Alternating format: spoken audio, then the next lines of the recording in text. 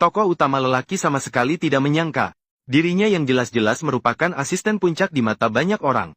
Dalam waktu 5 tahun, dia telah membawa sekelompok pemula menjadi seorang raja.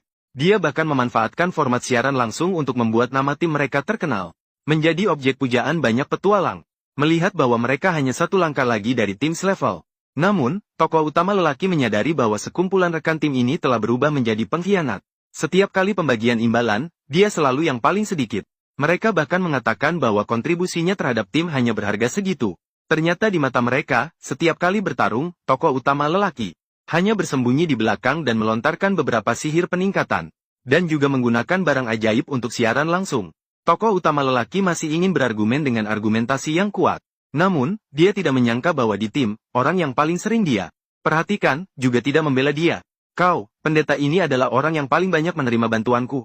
Saya tidak mengerti apa yang kamu katakan. Melihat wajah asli kelompok ini dengan jelas.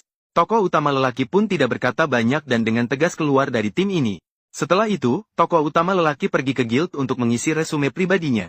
Ia berharap ada tim yang mengundangnya untuk bergabung. Namun saat itu, tokoh utama lelaki yang pernah mendampingi siswanya si rambut merah kebetulan lewat. Mengetahui bahwa tokoh utama lelaki telah keluar dari tim sebelumnya.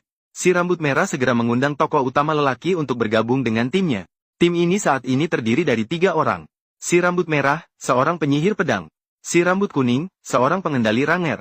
Si rambut putih, seorang pengendali peri, dan si rambut biru, seorang penyihir. Seorang pendeta penyihir. Tanpa terkecuali, mereka semua pernah mendapatkan pelajaran dari tokoh utama lelaki untuk menjadi seorang petualang. Mereka sangat ingin tokoh utama lelaki bergabung. Namun, mereka khawatir tokoh utama lelaki yang berlevel B. Apakah mereka akan meremehkan tim di level baru ini?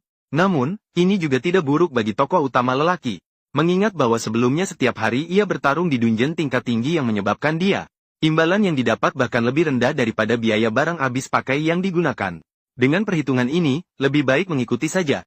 Si rambut merah dan kedua temannya menghasilkan lebih banyak saat menjelajahi labirin pemula. Dengan demikian, kedua belah pihak sepakat. Mereka menerima tugas pertama untuk mengumpulkan biji. Karena jalan dipenuhi perangkap, sebagai barisan depan, si rambut merah hanya bisa menggunakan tongkat besi untuk sedikit demi sedikit menguji. Melihat situasi tersebut, tokoh utama lelaki dengan tegas mengeluarkan lampu sihir khusus yang dibuat oleh profesi alkemis. Setiap tempat yang terkena cahaya lampu akan secara otomatis memperlihatkan perangkap, mengalami kenyamanan yang dibawa oleh lampu sihir. Tokoh utama lelaki tidak dapat menahan ingatannya tentang alasan dia membuat lampu sihir saat itu. 5 tahun yang lalu, saat dia pertama kali menjelajahi labirin dengan mantan teman satu timnya. Karena di tim juga tidak ada profesi yang bisa menjelajahi perangkap. Prajurit saat itu menggunakan tongkat untuk menjelajahi jalan sama seperti si